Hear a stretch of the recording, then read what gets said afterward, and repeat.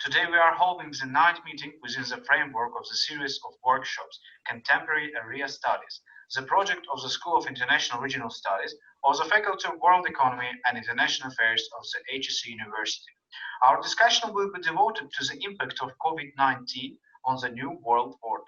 So we'll talk about it with our key speaker today, dear Dr. Samir Saran, the president of the Observer Research Foundation, one of Asia's most influential think tanks, curator of the Raisina Dialogue, member of the South Asia Advisory Board of World Economic Forum, director of the Center for Peace and Security at the Sardar Patil Police University in India, and the author of many analytical papers on global governance, global development architecture, and India's foreign policy. Dr. Saran, let me thank you to be with us and accepting our invitation. It's a great honor for us. And also with us today, Professor Sergey Karaganov, Dean of the Faculty of World Economy and International Affairs of HEC University.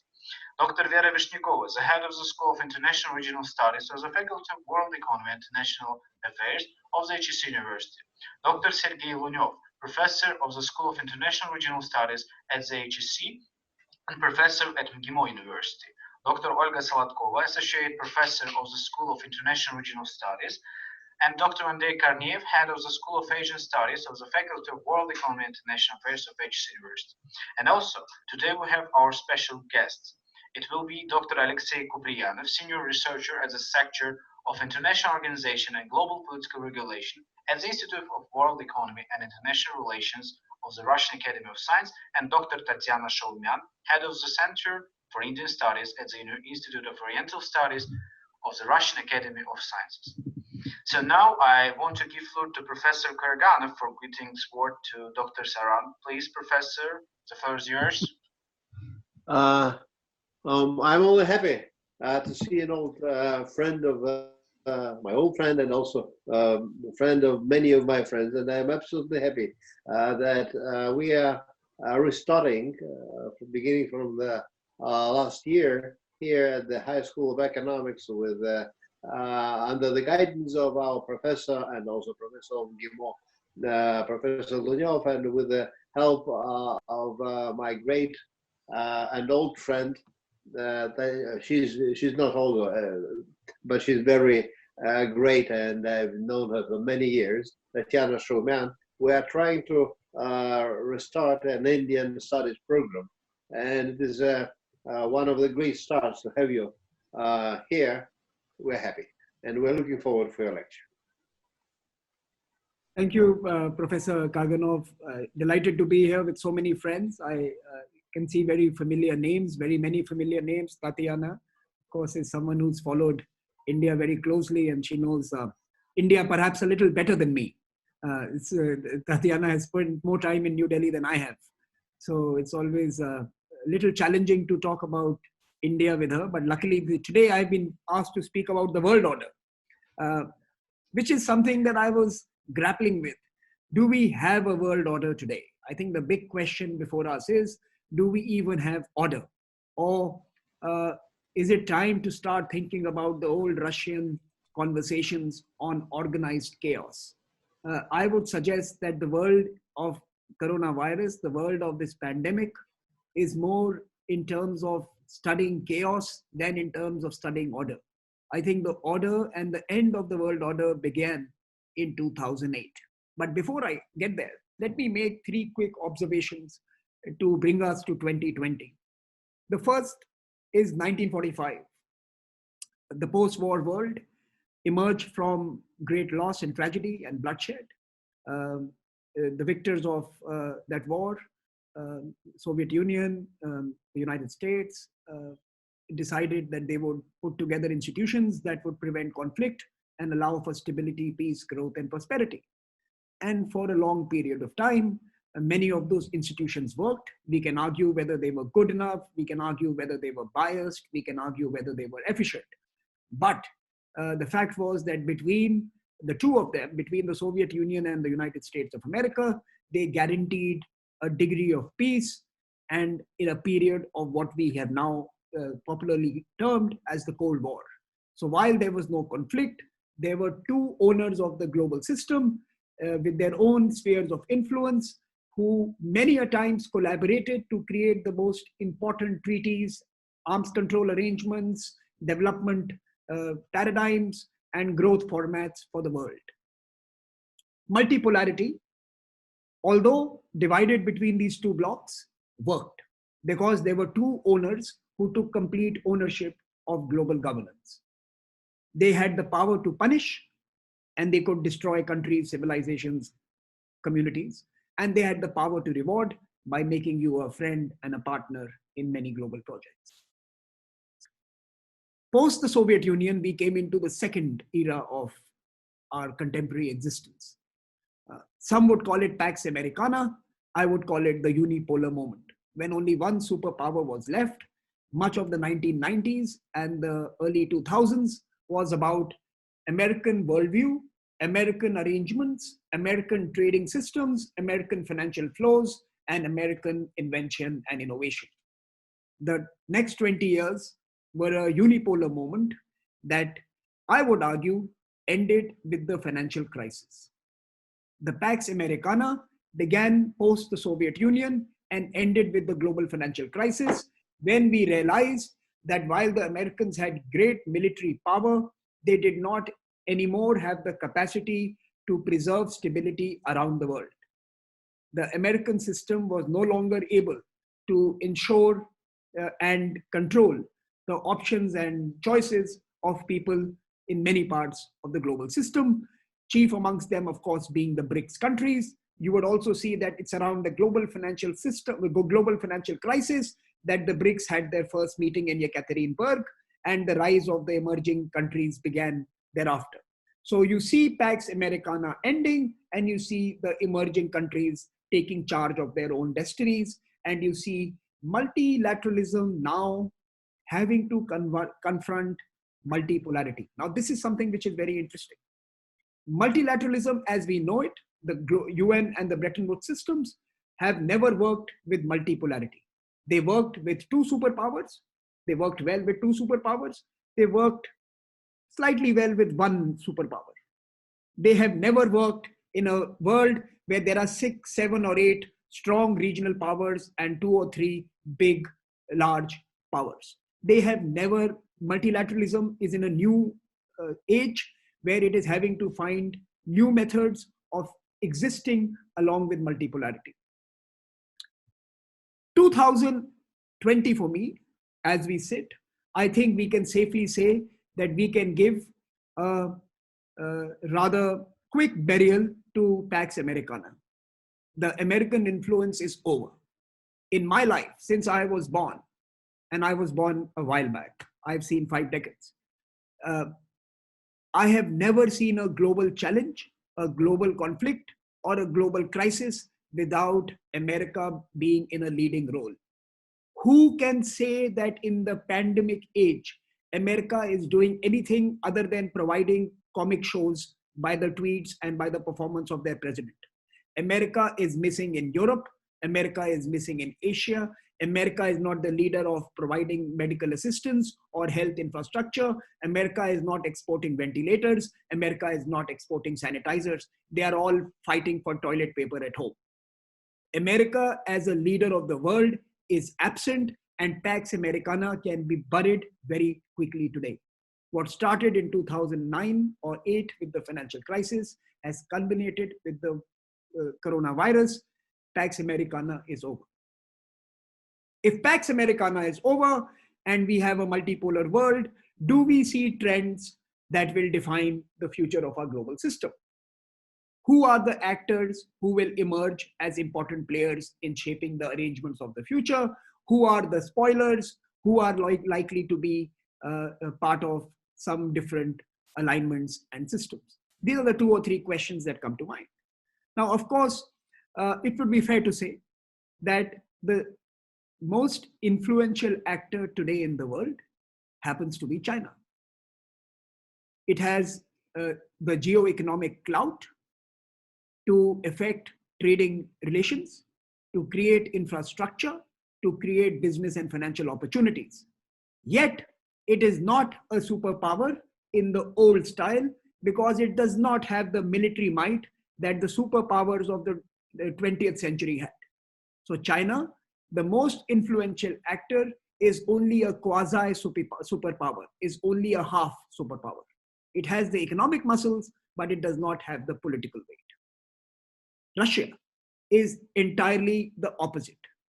At 1.3 or $1.4 trillion GDP and falling, it has the size of a very modest middle income or a mid-level economic actor, but its military might is second to none. I remember at the Raisina dialogue, we asked one of Professor Kurganan's friend, Nikonov, we asked another friend of India that what is Russia's ranking in the world as a superpower? He says, we are not one, but we are also not two. And I think that would be a fair statement to make, that while Russia is no longer the preeminent military power, it still has military intervention capability to change strategic calculations. It does not have economic weight to match its military might. And I think that is why Russia too is only half a superpower. So we have Russia, which is half a superpower. We have China, which is half a superpower. And we have America, who has forgotten to be a superpower. We have these three large political actors who are, in some sense, responsible for the world order today, or as we call it, the organized chaos that we are witnessing. But the pandemic, beyond the superpower, raises three fundamental questions. One, is the progress of the last 7 or 8 decades of no value to the domestic politics of the world we live in today? We see the rise of tribalism, we see the rise of identity, we see the rise of demagoguery, we see very, very polarized domestic debates all over the world. Be it in Europe, be it in India, be it in China, anywhere. We see identity making a strong comeback. Fukuyama, the end of history is over. Identity has made a huge comeback. And the pandemic has revealed identity debates with great magnification. One thing the coronavirus has done is told us that we are still all tribals. Tribalism is back. The second thing the coronavirus has done has exposed the complete failure of international institutions as we know it. The coronavirus is not a black swan. Let me repeat, it is not an event that could not have been predicted. It is not an event that could not have been stopped. It is not an event that could not have been managed. That it was not predicted, that it was not stopped, that it is not now being managed collectively tells us that the global institutions that we built over 70 years, in fact, the UN is celebrating its 75th year this year, tells us that these global institutions either need to be retired as they turn 75, or they need to be radically reformed and made responsive to the world today. So the second thing the coronavirus has told us is that global institutions today are no longer responding to the challenges of the 21st century. The third observation that I want to make today is that the world as we know it has been dramatically changed by technology. Globalization is now no longer about people flying from one country to another, or ships carrying goods to different destinations, or railways connecting communities and cities. Globalization is about the flow of data, the flow of value, the flow of trade, the flow of commerce over bits and bytes. Technology has done two things. It has accelerated the connectivity, but it has made connections far more easier to stop. Today, I can disconnect with the world with far greater degree of certainty and brutality than earlier. Because all trade and all communications and all interactions are digital. If I stop the digital, I can stop globalization. So technology is changing the dimensions of how we work as a world order, or how we work in a world which is in a degree of chaos and disorder. In fact, my new book, which I've written with Dr. Shashi Tharoor, is called The New World Disorder, which examines the role of technology in creating new tensions, new barriers, new politics, new societies, new communities, and of course, new challenges, both in terms of institutions and ideas that now we need to think about for the future. So between technology, tribalism, and failure of global governance, the world today finds itself back to 1945. The pandemic, by the time it ends, would have convinced all of us of these three things that I have just proposed to all of you. That our institutions have failed, we need a new global collective, and we need to find new leaders who will underwrite the new order that is produced. We sit today at that moment in this pandemic world where all of us in the next 12 months must put our heads together and look at what are the solutions before us. I suspect there are three possible solutions that we must explore. Since the large global collective and the global institutions are no longer efficient, we will have to find smaller aggregations and smaller groupings that might be more efficient. Whether it is the BRICS, the SCO, the G20, maybe some other regional organizations, the OSCE, we will have to work in smaller groups to agree to some common positions and propositions and then try and make it popular around the world. I think working with the UN is not going to give you the speedy response you need today to the challenges that confront you.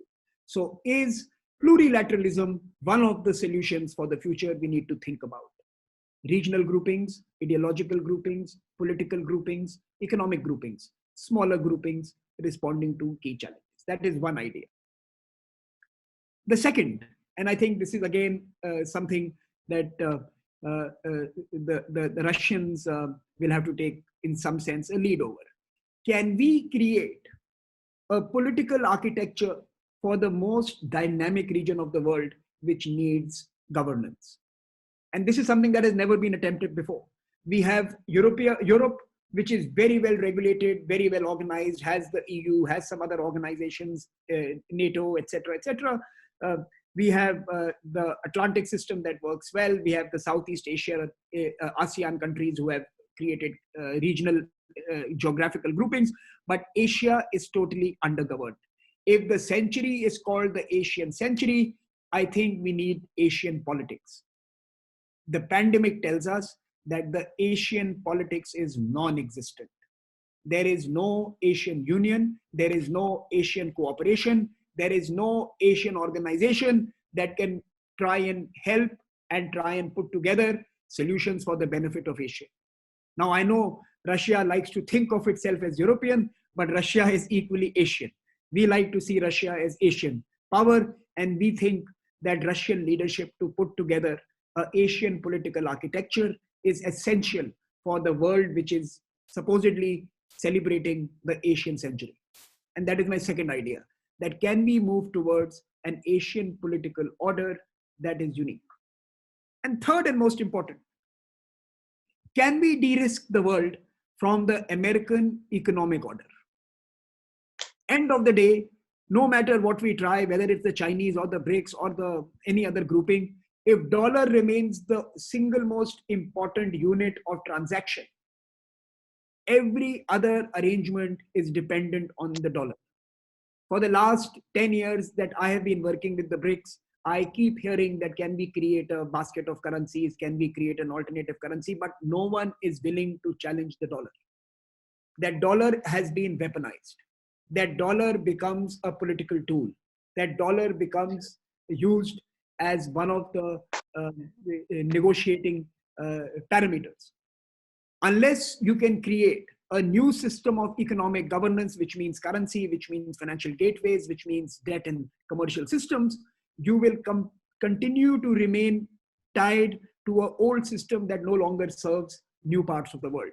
So does the pandemic tell us, and I raise this point for two reasons. Some of my colleagues have written with great passion that what is the point of having sanctions on Iran when people in Iran were dying of coronavirus? What was the morality of sanctions when the world is responding to the biggest challenge of its history? And the fact that a single country, which is no longer the superpower, like I explained in my first part, what is the point of that country dominating the economic and financial architecture of the world? having the only veto that anyone has on our economic futures. So the third, can we look at the future and think of reorganizing economics and trade completely? And unless we can come up with a viable working model for the future of trade, for the future of currency, and the future of economics, we will continue to struggle to find answers to respond to a global challenge. So these are the three ideas I wanted to leave with you. I want to leave you with two closing comments, and then I'll turn it all back to Murad. The first, Russia is currently the chair of the BRICS in the year 2020. And I hope, and I have recommended to my government that if the crisis doesn't get over, which I don't think it will, India must offer the chairmanship to Russia next year. We should declare this a 0 year, and we should have a full year of Russian presidency, or we should do a joint chair next year with Russia. Russia and India should do a joint chair. So the first question is that I want maybe your views on, that what is the level of interest and ambition that Russia has for the BRICS? Is it still as passionate about the BRICS as it was when it created it in 2008, when it put so much diplomatic energy to bring everyone together so that we could have the first summit in 2009? Does BRICS still have a special place in Russian political thinking? And if it does, can we at the level of the BRICS begin to think about solutions to the questions of the world at the BRICS itself? So that's the first question I want to leave. The second, the rise of China in some sense is now inevitable, and China's influence in global affairs will probably be bigger than any other BRICS countries, including Russia. But we have seen that the Chinese methods of decision making are not transparent, they are not open to debate, and no one can try and argue and reason with the Chinese. When the Americans were hegemonic, you could go and petition their Congress, you could write in their media, you could appear on their channels, you could also file a case in their courts. You could make the Americans change their mind, of course, with great difficulty, but there was always the possibility. If the Chinese are the most influential actor for the Asian century, how will we be able to create influence and conversations and engagements with China? The future of the 21st century world order will be dependent on whether China will be an accountable hegemon or an unaccountable hegemon. America, for everything it did wrong, did one thing right. It kept itself open. It was a penetrating democracy, and I don't mean Russians electing the American president. That's not what I mean. What I mean is that it was a democracy that allowed views of others to percolate into its public sphere. Will the next hegemon, China, do the same? I want to leave these two questions: the role of Russia and its leadership, and the future of Chinese hegemony if it was to become the most important power. Thank you, Murad. Thank you so much, Dr. Saran. So I want to mention that also Dr. Aleksandr Kupriyanov joined us, and Dr. Aleksandr Lukin.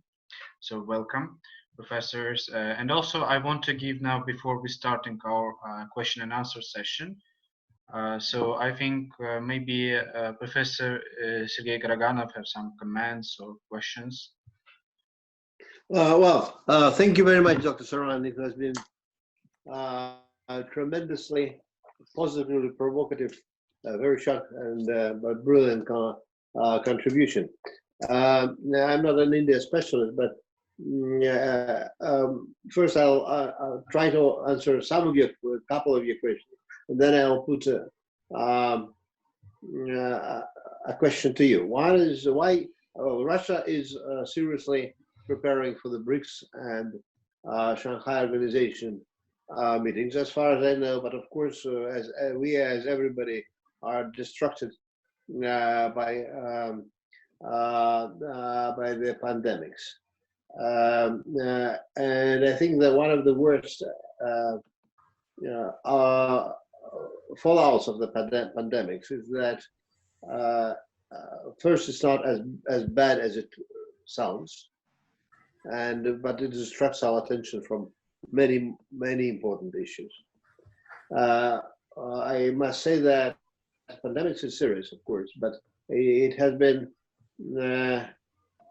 quadrupled by the fact that many elites have used it to cover up their failures in the past, and then tripled by the modern informational sphere, or where the moods are overwhelming us, and I think that we are pay too much attention to pandemics first.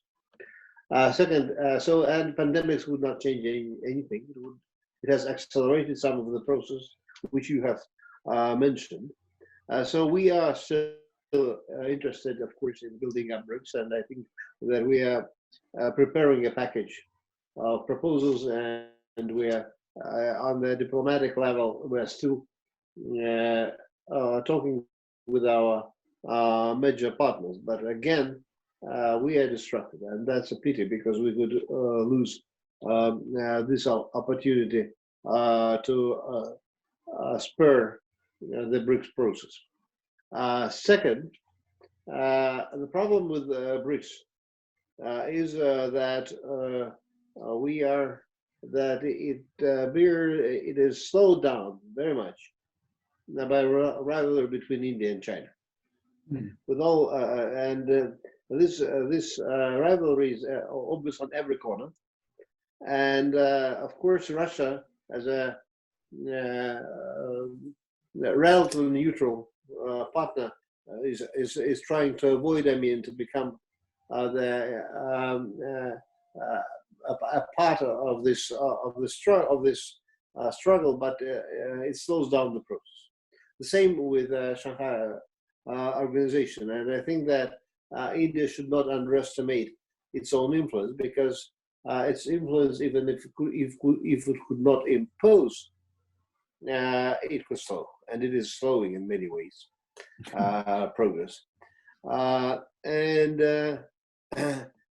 Now, while you were, and of course I understand that you as an Indian is trying to put emphasis on the responsibility of others, but India is not a small country, as a former colony. It is a great power, and its power has grown tremendously, not only because of its economic growth or military proficiency, but because others have collapsed or decreased their influence. And the only way, responding to one of your questions or statements, the only way to balance China, which will continue as it is deep in their culture, is of course to create multilateral institutions. And that's that was the gist of the Russian Greater Eurasia concept, which was looked at skeptically by the Chinese originally. They still have all kind of problems, but at least they have embraced. And we have to build up all these institutions, be that BRICS, Shanghai Organization, other multilateral forums. If we do not build up these institutions with China, of course, but not against China, but we wouldn't be able to manage China in a positive sense of the word. Unilaterally, Russia could, of course, because of military might, because of its history, but other countries will be feeling extremely vulnerable. So my answer is, let's build multilateral institutions in Asia, worldwide. You have mentioned that as one of the important directions of future international relations. I completely agree with you, but let's start with us. Because, yes, let's start with us. And for that, we have to overcome some of our suspicions, some of our cultural differences, because now we could not rely on the United States or Europe as we have relied before. Russia, by the way, is not a European country anymore, even officially, it's Eurasian. Great. Thank you. So thank you for your question, Dr. Saran. I think now you can answer, and after that we go to our special guest and expert, and then to our participants' question. Okay? Here. Yeah. So I know I had just once. I thank you very much, Professor, for your elaborate response. I just have. I was not trying to suggest that India doesn't have a role and India must not take a responsibility. I think India has an increasingly important role in the world of tomorrow. As we come out of the crisis, chances are that we will be one of the first few geographies to grow very fast. You might well see that if we are able to manage this pandemic well, if this government is able to keep the loss of life and economy small, we will come out quite fast. And we will be one of the drivers of global growth, and global economic contribution will be large in the years ahead. Already, as per IMF report, India contributes roughly 15% of all growth of the world, with a GDP of only 5%. So we are punching 3 times more in terms of our influence than the size of our economy. And this is likely to grow in the days ahead. My only point is that India's rise as a big power will be different to the rise of China, which used its economic might to become influential, or the Soviet Union and the USA, which used their political might to become influential. India will use its development example. India will be the world's first development large power. We will be moving people out of poverty. We will be finding solutions for climate change. We will be creating cheap health solutions. We will be creating low-cost technology. We will be creating development architecture for the world, which we will give to our African partners, South Asian partners, and other countries who need it, including in Eurasia and in Eastern Europe. So India will possibly be a very large power, but its nature of engagement will be around development and economy, not around big manufacturing or big finance or big militaries. We will be a very different kind of large power. We will never have the kind of global influence that the Americans and the Soviet Union enjoyed, or Russia enjoys today. And certainly we won't have the economic might of a China, because we will never have that bulk manufacturing base that can put food and put water in every home, in every kitchen. We will never be that kind of a power. I agree with you that it's easy to talk about global governance, more difficult to create governance of your own region. And we must focus on the Asian project, or the Eurasian project. We must focus on BRICS. We must focus on SCO. India should not be a country that slows things down. In the days ahead, it will be very important for all of us to find solutions fast. And I think India must be a proactive and a propositional actor. It should set aside its suspicion of China, and India's future growth in many ways will be implicated, will be influenced by how quickly it can find ways of working together with China. There is no way that India will become a $10 trillion economy unless its trading relationship with China grows 3 to 4 times. We will have to grow our economic engagement with China to become a large economic actor. And for that, we will have to get over lack of political trust and suspicion. And I think both countries realize it. I'm not sure that they are doing enough about it. Thank you so much, Dr. Saran. Now I give the floor to our experts and special guests, please. And remind to other participants that if you want to have to ask any question, you can use raise your hand function, or you can write on this live chat room, and we will provide for you an opportunity to ask your question. So, dear colleagues, please. I know that. Yes, I know that Aleksandr Lukin has joined to us, maybe the Chinese specialist. Yes, has something to add to our discussion. And Sergey Ivanovich Lunev. Shaumian, Dr. Tatiana Shaumian, okay. We listen to you. Thank you.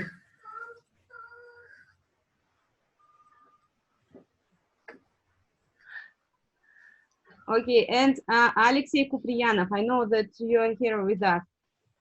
Before our guest will start, I want to say to Dr. Saran, thank you for your fruitful speech. And as Fedor Lukyanov told our students at the lecture, we live in the time of change, the time which is better to read about rather than live in. And Fedor Lukyanov sends his warm wishes to Dr. Saran. Dear doctor, I want to ask you, what do you think? Will the COVID-19 mark a historical turning point as the countries back away from globalization and embrace economic nationalism and protectionism? What do you think? Murat, can I respond? Yes, of course. No, I think COVID-19 is an important point, not because of the pandemic. I agree with Professor Karaganov that the pandemic is smaller than the infodemic. I think we have made it far bigger than it actually is, but it is an important geopolitical moment. And it is for two purposes. Number one, like I said, it is the end of Pax Americana. The largest investor in the project of globalization was America. Let's be very clear. It was them who drove globalization as we know it till very recently. The COVID-19 tells us that American hegemony, American interest, and American capability to be a global actor is now reduced. They are internalized. They are becoming more reclusive. They are receding, and they are far more obsessed with what is happening at home than their global interests. I think that is quite clear. It started with the global financial crisis, and it has culminated in a loud, dramatic manner with COVID-19. So yes, it is a very big geopolitical moment because the world will now be managed very differently in the days ahead. New actors and new coalitions will have to underwrite the global order of the future. That's one part of your question. The second part, globalization therefore will be very different. Till now, globalization had the characteristics of American society. Going ahead, globalization will have characteristics of many societies. I have written an article today, which has been published by the Waldai Club, where I have used the term gated globalization. Globalization will have gates. Countries will open the gates for some things they like and close the gates for things they don't like. Yes. So if we look at globalization, it might be more with Chinese characteristics that keep the internet out but make digital money. So you will pick and choose and have a la carte. You will have a menu list, and countries will choose what they want from the world and what they want to keep the world away from. So we will see globalization, but it will be gated globalization, something I've written this morning for the Waldai Club. Yes, I agree with you. And I see that Aleksandr Lukin, Professor Lukin. Do you want give some comments?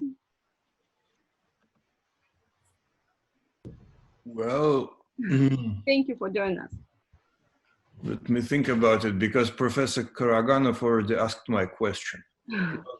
Indian thinkers, including foreign policy thinkers, they usually think about the United States, Russia, China, but we hear very rarely about Indian concept of foreign policy, or what India is prepared to do.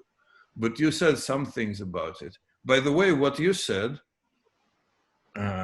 is about exactly what Chinese leaders used to say before Deng Xiaoping time.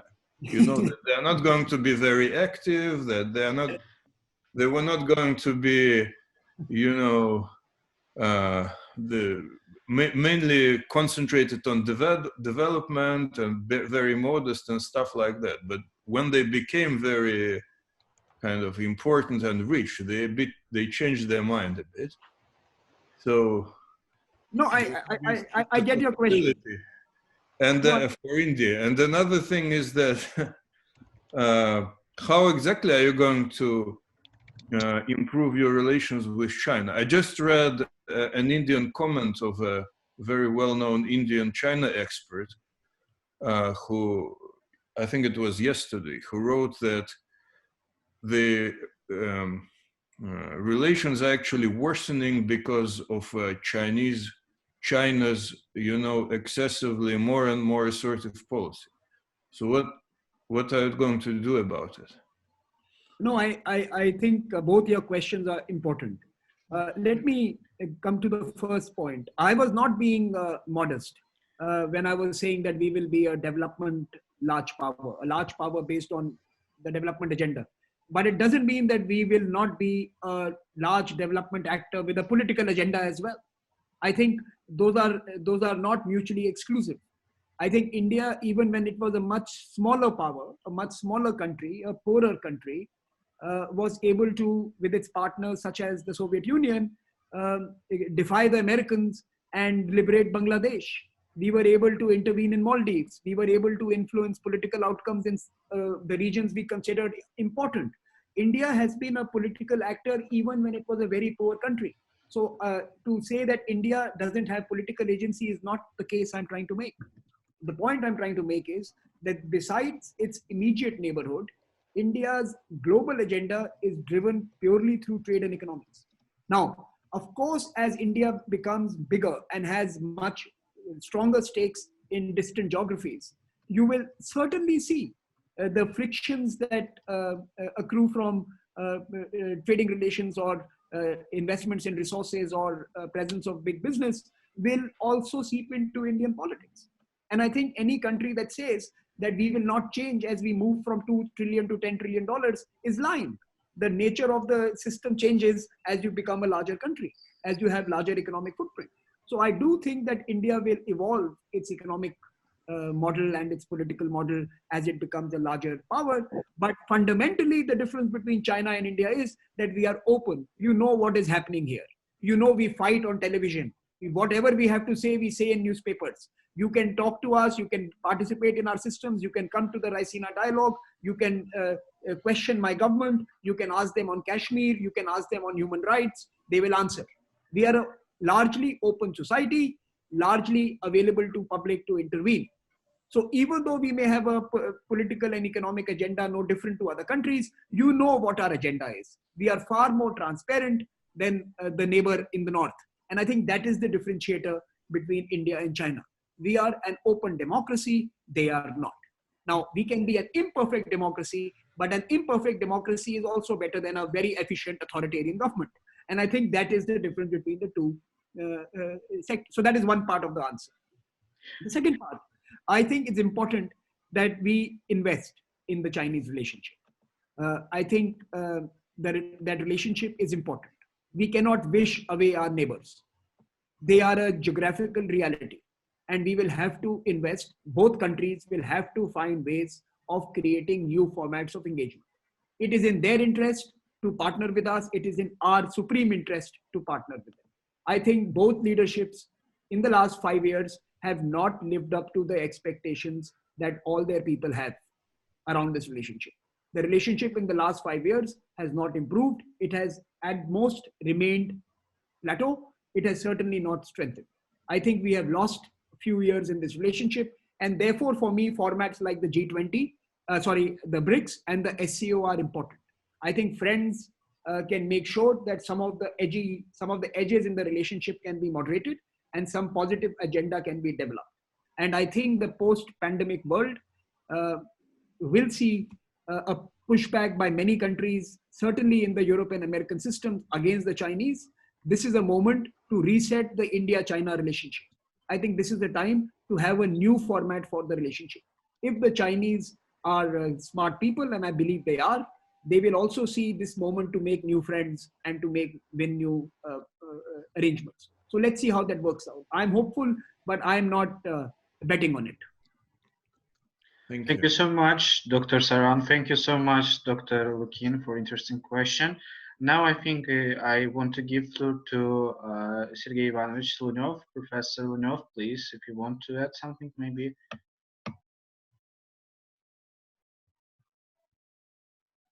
Yes.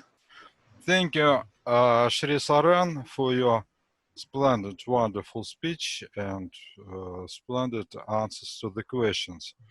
In my opinion, you are absolutely rightly put that there is no political order in Asia. Yeah. But what do you think about the possibility of India to play a tremendous role here? In my opinion, in my opinion. Uh, India is not so interested in the economic sphere. I speak about that East Asia is the major trade partner of India, but India has no potential for economic integration processes. That's why the country's priority is not so the economic sphere, but the political sphere. And I think that India can do a lot, and India has very good potential to become at least actor number 2 in East Asia. It's the first question. And the other question about the possibility to make more united such a macro region as big East Asia.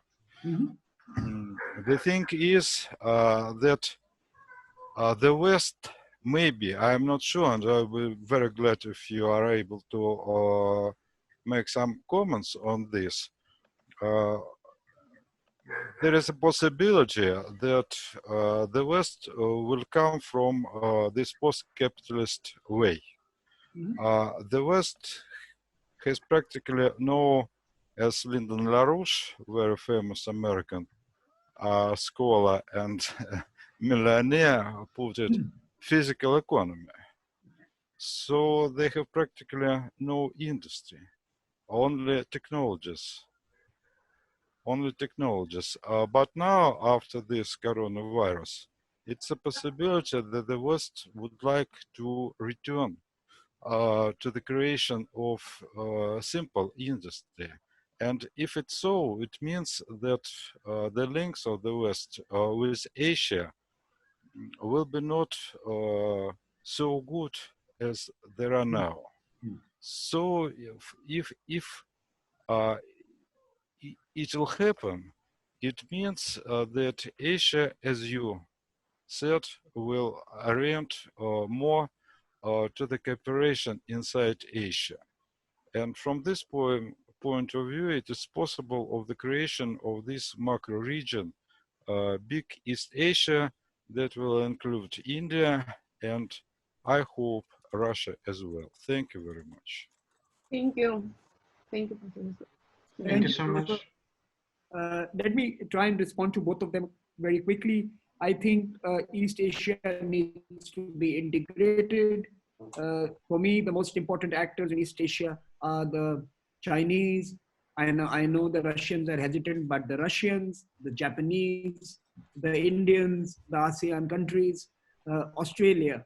I think we will have to find a political order where at least the Russians and Indians can work together. So when Prime Minister came to Vladivostok last year, the Indian Prime Minister, I think that was in many ways a symbolic visit to the Russian Far East to create what the Prime Minister of India called the link between Chennai and Vladivostok, which is from our East Coast to the Russian East Coast.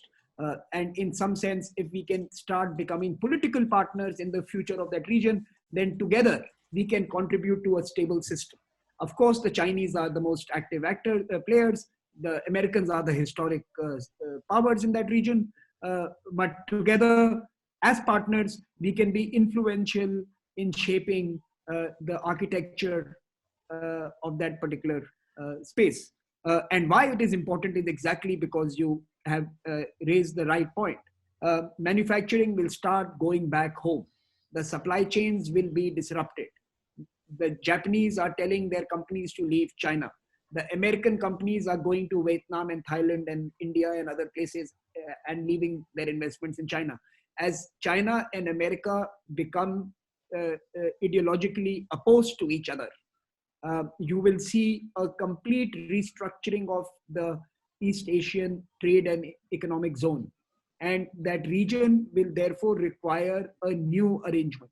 And both the Russians through their Far East policy and the Indians through their Look East policy must engage in this new region to benefit their own people, but also to benefit people of the region. So yes, We need to partner in East Asia. We need to work together for a big East Asian region as well, both which is politically stable and has a dynamic trading economy, because the world in the next 5 years will be very different from the world we knew for the last 55 years. There are going to be big changes in East Asia. Thank you so much, Dr. Saran. Yes, thank you very much, Dr. Saran. And one thing you spoke about this visit of Narendra Modi to Vladivostok, and Prime Minister of Japan, Abe, was in Vladivostok at the same time. Correct. And Japanese diplomats, they complained to me that from the position of Russian side, it was absolutely clear that Mr. Modi was the guest number one. And in spite of their very warm feelings towards India, they were a little bit insulted by me. So we have old ties. We have I keep telling my Russian friends that we were best friends as children. Now we have grown old and we don't meet that often. Doesn't mean that we are still not best friends. So Russia and India have historical comfort with each other. Our people have comfort with each other. And I think there is a potential that we need to tap. And I'm so glad that Murad is creating forums like these. In fact, we have signed a relationship. We have agreed with Waldai Club to have a series of webinars in the next 1 month. We will be hosting 2 or 3 such conversations. Using this pandemic, we must meet more often. Traveling was difficult, but digital is easy. And let us become friends again digitally. Thank you so much, Dr. Saran. Thank you very much. Hope this friendship will continue to infinity. And now I want to give a floor to Dr. Alexey Kupriyanov. Please, Dr. Alexey. Yeah. Yeah. Yes, I'm here. First of all, thank to everyone. I'm glad to see you good, to see you healthy. Dear colleagues, and especially Samir Saran, our dear guest, because I lost my chance to see him personally because of this coronavirus. So, first of all, I would like to say a few words about globalization. First of all, well, I'm a historian and I wanted to recall that globalization didn't begin yesterday, and the United States were not its driving force from beginning, because we had globalization that began millennia ago and proto-globalization that began centuries ago, and most of the time this globalization took place with what we call protectionism. Well, it's not a new thing for us. Globalization just simply changing its character to old one. And I absolutely agree with Mr. Saran that COVID-19 is not a game changer, but it's in fact a landscape of battlefield changer now. And main thing that is changing is that we see 2 superpowers or 2 major powers that are about to seize on hegemony. And most importantly, what distinguishes, well, it's not absolutely new situation, but what distinguishes the situation from the previous ones is that now one of these powers is Asian. So it's Eastern power, and this situation creates a lot of uncertainties, but at the same time provides a lot of opportunities for other states that can pursue a more flexible policy and have not to be connected well by alliances with China and America. And Dr. Saran rightly said that America was influenceable, well, but it was influenceable because other countries were strong enough to influence it. And I think that in the new era of globalization, this mercantilist globalization, these third countries that will coordinate that policies and will not intervene too deeply in this confrontation, well, that will benefit from this. Thank you. It was just my note. No, I think, thank you very much. I agree with you. This is not, globalization was not created by America. I was referring to the globalization that has ended with the pandemic, the version of globalization that has ended with pandemic. The World Economic Forum calls it globalization 4.0. I think we are now going to move to globalization 5.0. It doesn't mean that we will not be global. We will not have hegemons. We will not have the similar mercantilist interests, but now someone else will be the main beneficiary. And for a country like India, which has been a colony because of globalization. We were a British colony because of Britannica. We understand the history of globalization quite well. And if you go even deeper in our history, 2,000 years ago, we were amongst the original globalizers. The Indian Muslim used to travel to Greek and Rome, and we used to get gold from those courts. And they created the first currency devaluation, because they realized that to buy Indian cotton and silk, they had to give Indian traders gold. So they decided to devalue their currency, change the coins from gold to copper, so that they could continue to buy Indian cloth. So the first devaluation that took place in the international monetary system took place because of Indian globalization some thousands of years ago. So I am a very keen follower of various modes of globalization. Every time when globalization reorganizes itself, there are new winners and losers, new wealth and new value is created. There are some people who are left behind, and that is the uncertainty that looms ahead. Who will be the winners? Who will be the losers? Who will be left behind? And how do we ensure that this time around, we as a global community can do better than the last time?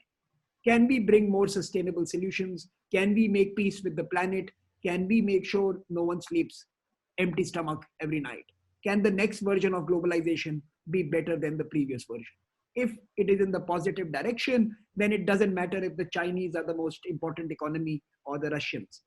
I think people matter, and this pandemic should give us an opportunity to rethink what is the values that we want the next era inculcate.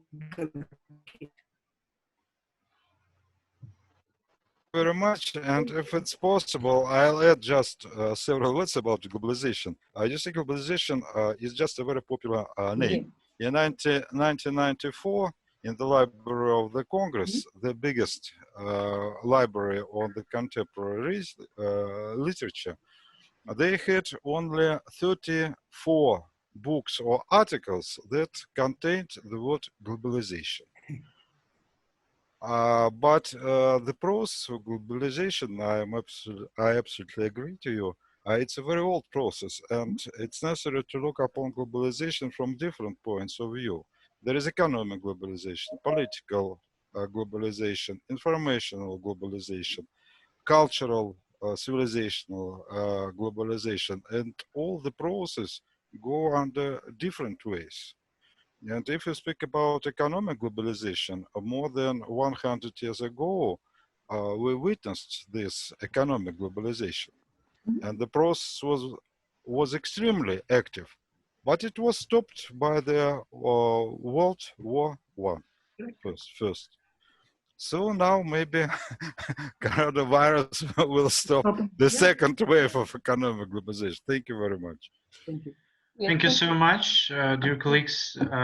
Dr. Andrei Korneev, I see your hand, but before, if it's possible, I want to give a floor to the Professor Tatiana Shevman. Maybe she wants to comment.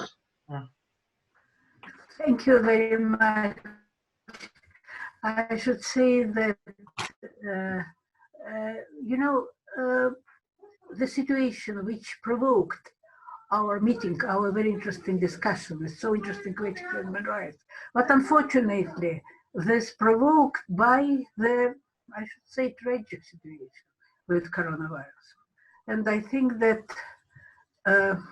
maybe we'll continue such kind of experience, and we'll continue to discussion in such format, and it will be very useful for all of us. And I should say that I'm happy to see the good friends here as a speaker, Samir. It's very nice that you are participating, and some other, all the colleagues, we know each other well. And I think that we should continue our discussions, maybe not on such a sad reason. Okay, thank you so much. Now I want to give floor to Dr. Andrei Korneev. Please, Professor, you have some questions, I understand. Okay, let me thank you for your thought-provoking discussion that we are experiencing right now. And I have such a thought that, when we talk about India, Russia, China, it seems like every country has a second option.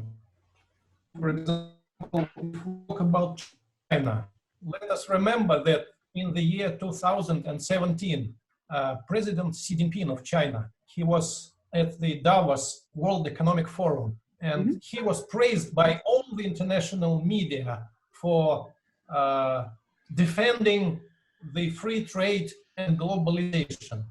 So it seems that if it wasn't for Trump, maybe China would have continued with this very successful arrangement that got China rich.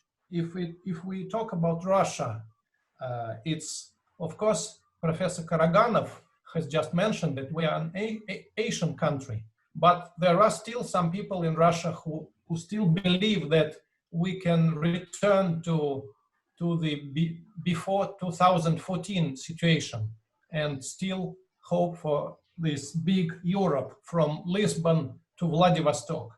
And if we talk about India, we had just a very interesting lecture last week, which Professor Lukin has organized. A professor from Australia described the so-called Indo-Pacifica arrangement, which includes India, Japan, Australia, and the United States, which also looks as if it's a second option for India. So we could see that India, from the one hand, it has this vision of BRICS or some other integration mechanism to be the new Asian, some kind anti-Western scheme. But what about Indo-Pacifica? How could you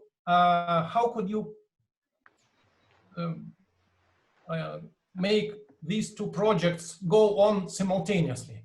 So this is my, and the second question is, when we talk about globalization, everybody knows that the Western-led globalization, it includes things like free trade, no protectionism, rule of law, democracy. But what will be democratization? What will be globalization that you described as gated globalization?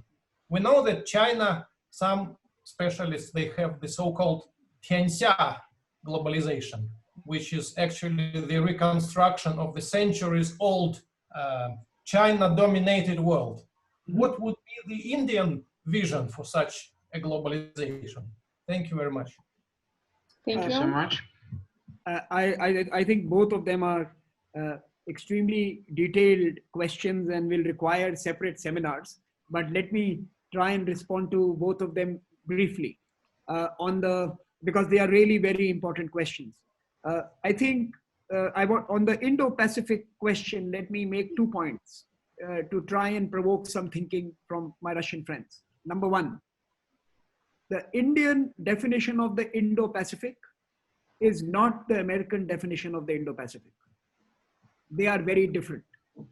The American admiral called the Indo-Pacific everything between Bollywood and Hollywood.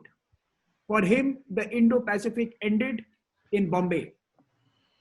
For India, the Indo-Pacific extends from Vladivostok to Kenya, to the east coast of Africa, the continent.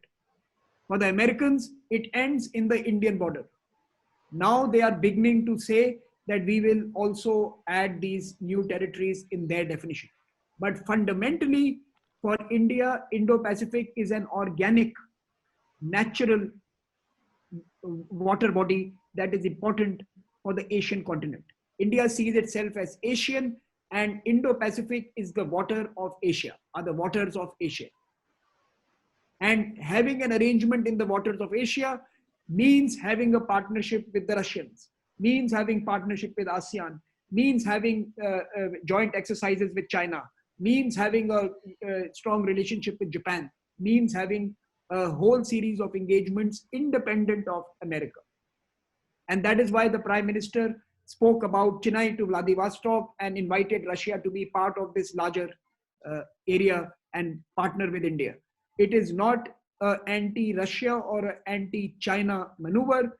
It is a recognition of a space where India believes it must have stakes in. It does not want it to be an exclusive space. It wants it to be an open space where everyone can benefit and everyone can work. It doesn't want either American domination or Chinese domination of the water bodies. It wants a collaborative and cooperative framework like all mid-powers do. Now, you are right. If India was to become a 10 trillion, $15 trillion economy, will it still want the same? I don't know. But today what India wants is a collaborative framework to manage the waters of Asia. Russia, being one of the important poles of Asia, has been invited by the Prime Minister to partner. That's the first part. And it sees no contradiction in therefore having a Eurasian partnership with Russia, a continental partnership with Russia, and having a ocean-based relationship with the Americans. There is no contradiction. India does not see that contradiction, maybe because as a civilization, we work in circles. We don't see that same binary choice. We don't make those black and white choices in our thinking. We live in the gray. India lives in grays. And for us, it is a continuum. Our relationship with Russia is not antithetical to our relationship with the Americans and vice versa. On the question of globalization, yes, we don't want a middle kingdom like the Chinese want. We were never a middle kingdom. You will hear very few instances of India having colonies overseas or dominions overseas or tributaries spread around the world. We are not an expansionist power in space. We are an expansionist power in thought. India's globalization was cultural, was philosophical, was religious, was spiritual. You know, India it was a knowledge global actor, was not a resource-based global actor or a space-based global actor. So I suspect the fourth industrial revolution, which is going to take us back to the knowledge age, back to the age of ideas, back to the age of innovation, will see India doing better than it did when it was the globalization where you needed islands and you needed aircraft carriers and you needed military bases. We are not good at building military bases. We are good at building movies. We are good at building software. We are good at building machines. We are good at building solutions. So globalization in the Indian sense is the globalization of knowledge and of innovation, where India believes it has a natural old advantage. Thank you so much, Dr. Saran. Now, colleagues, I remind you that if you have a question, you can use raise your hand function. Now we have a question from Anna Shmakova. Please, Anna. Colleagues, thank you so much for letting me speak also, and thank you, dear Dr. Saran, for your amazing speech. I would like to ask one question. We already talked today about economical part of this globalization that we are discussing now. And I would like to ask, I saw that last week, President of Strategic and Partnership Global Forum, Mukesh Aki, said that this COVID epidemic gave to India a unique chance to replace China in the market of raw material. That until 2050, India will completely replace China in consuming gas and coal.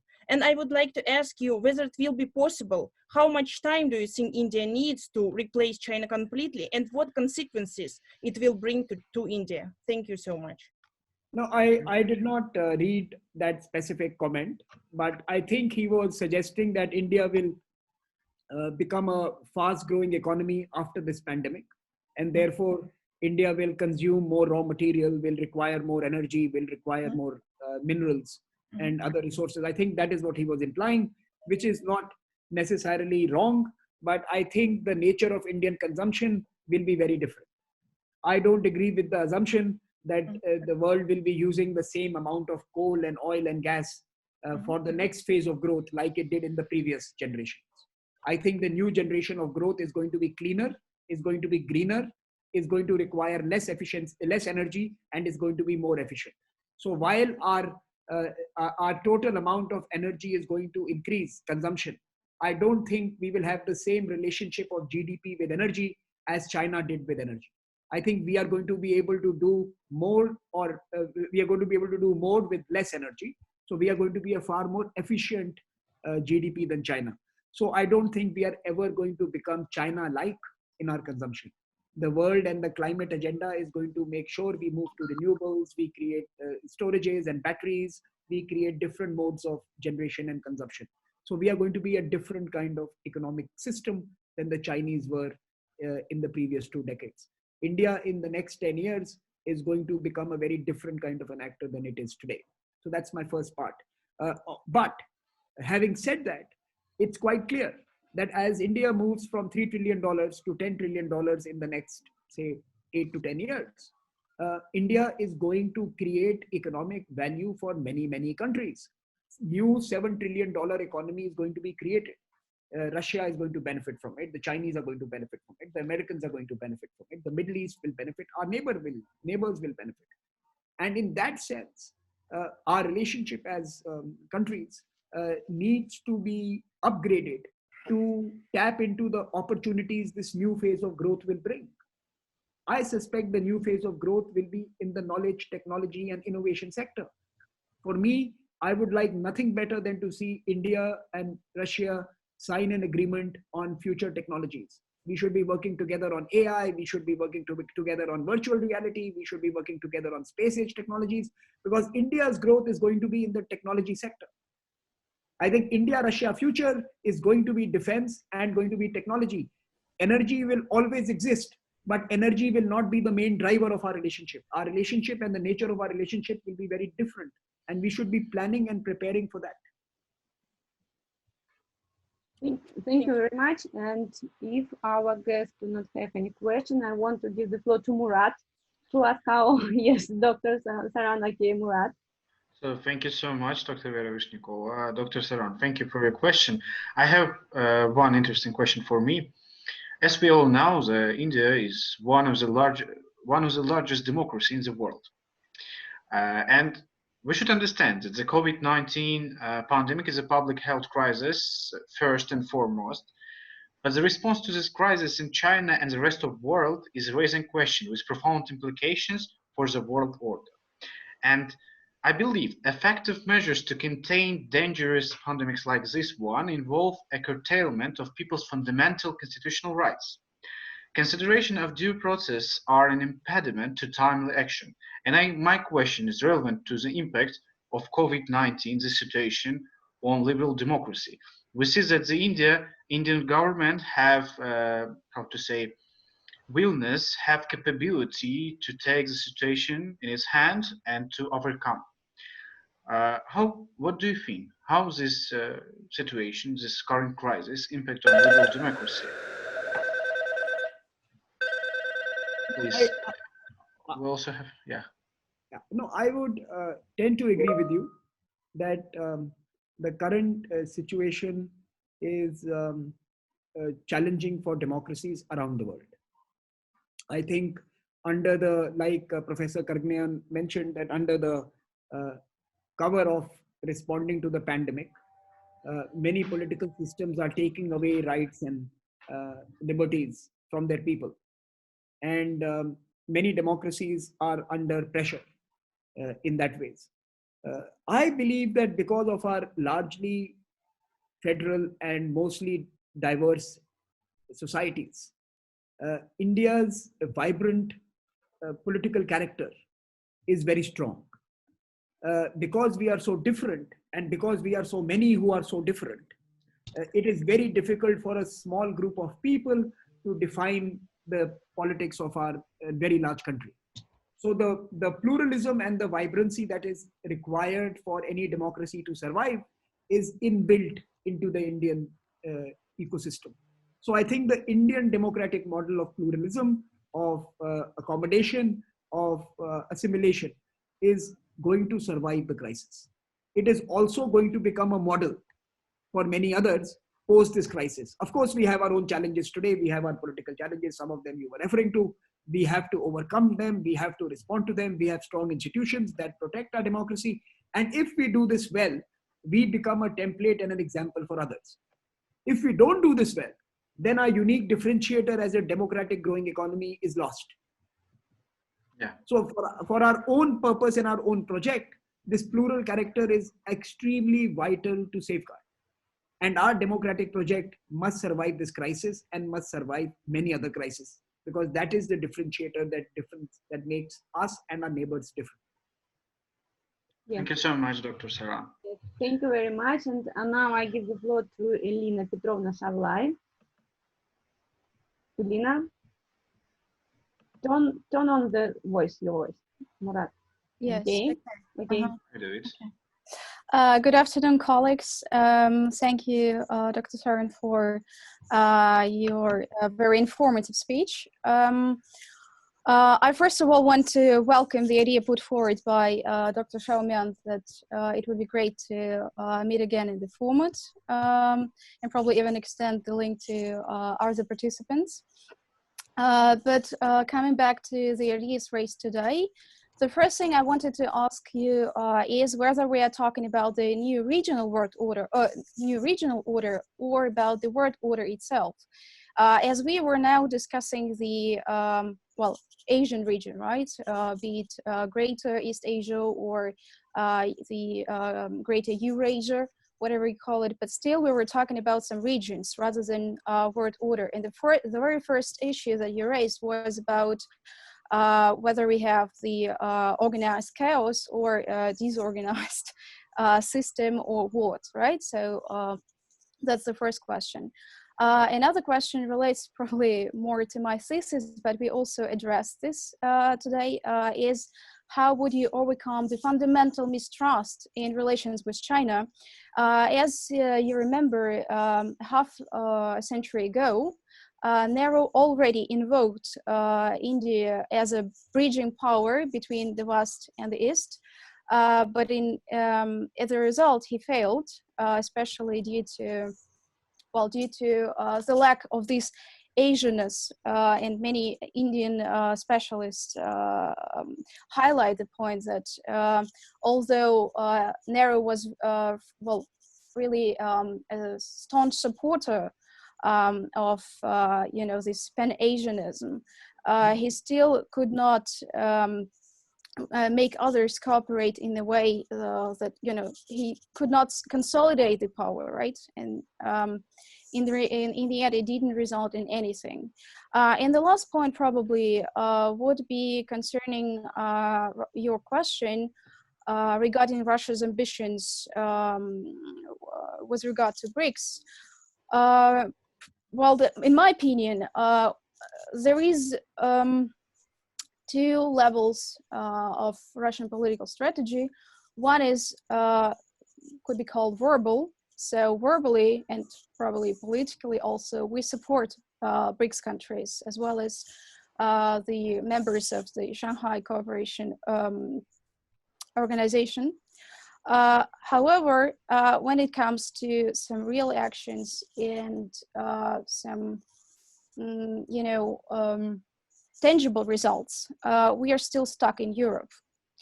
And many politicians and experts say that, unfortunately, if the relations with Europe will be restored, we will come back to Europe and again, remain as we are now at the same level with Asia, or even forget about that part of the world. So thank you for listening to my opinion. No, thank you. I think you have one opinion which is very interesting, and I think this requires more study from India.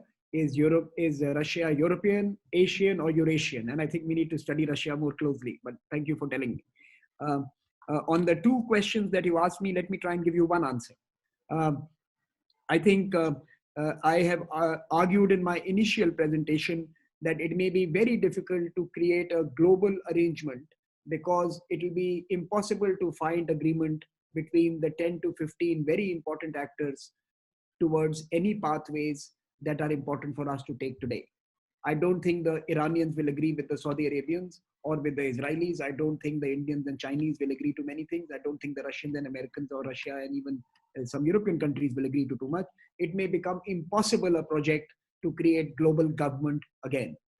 Rather, it may be more useful to create regional orders that can influence global systems. So therefore, I had suggested that one of the ideas could be either a regional grouping like the SCO, and can we make it more efficient, more functioning, more ambitious, and more active, or to look at certain like-minded plurilateral groupings like the BRICS to put some degree of heft into global matters, be it economic governance, be it trade, be it climate change, be it sustainable development, perhaps also be it responding to challenges like the health challenge we are currently facing. But fundamentally, if the 21st century is going to be the century where the most important political and economic events take place in Asia, then where is the Asian political order? And I think that's the question I've been struggling with, that what will be the formation of an Asian Union to manage the challenge and the dynamism of this region, both in terms of politics and economics, to promote its culture and its identity, and to create a common community that can benefit from the rise of this continent in the next 50 years. And in that Asian project, I don't think there is anyone in India who sees any difference. I think most Indians agree that we are part of the Asian century, we are part of Asia, but we may still believe that the Asian century requires American partnership or European allies or friends from Africa. So Asian century by definition, because Asia is such a diverse continent, is not an exclusive century. It is not a century which says that you have to be born in this continent to be a part of the century. Rather, it is an inclusive century where the global interests are going to center around this geography, and where the global politics and global economics is going to play out in this region. So the Asian century is not about Asians in Asia. The Asian century is about global interests converging in Asia. And I think there is no single Indian view. There is no single Indian impulse. I myself change my mind a few times every day, but you will have different Indians with very different understanding of their interests, their futures, their partnerships. But most will agree that irrespective of those independent views, we are an Asian actor and we have to invest in the future of an Asian community. Okay, thank you, Dr. Saran. Vladimir, you want to add something? Yes, only, yeah. Due to Dr. Saran today, we outlined a new point of view comparing with our previous guest, yes, Murat. And COVID-19 is now a black swan, and we see the rising of Eurasia as a center of world economy, and as a result, international affairs. And I'm sure that India, Russia, and China will play a main role in this process. Thank you so much for your very informed discussion, and thank you to our guests for joining us today. I'm sorry to interrupt you. So dear colleagues, I think it's time to sum up, because we talked about the 90 minutes, and Dr. Saran also have a lot of delay, I believe. So first of all, thank you so much, Dr. Saran. I want to say that the key aim of our seminars is to get information from primary resources, and today we have this opportunity thanks to you. One more time, I want to express my gratitude to you for accepting our invitation and for your overwhelming speech and comprehensive answers to our questions of our friends, experts.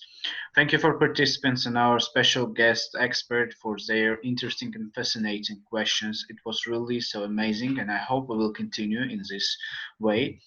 So, and hope that we will continue our fruitful cooperation, and hope to see you in Moscow, of course, personally meet and talk. And also, as I said, we really believe in the friendship between Russia and India, and hope to, to be more closer, despite the fact that COVID-19 desperate us. So thank you so much. I wish you all the best. Take care and see you soon at our next meeting. Thank you so much. Yes, Dr. Saran, thank you. Thank you. Andrei Niyazovich, Sergey Ivanovich, thank you. Tatiana Lvovna. Yes, Alexei, thank you very much for joining us. I think that this seminar has become a first step to the next online meetings. Yeah. Thank you very much. So thank you so much. I am ending the conference. Have a good night.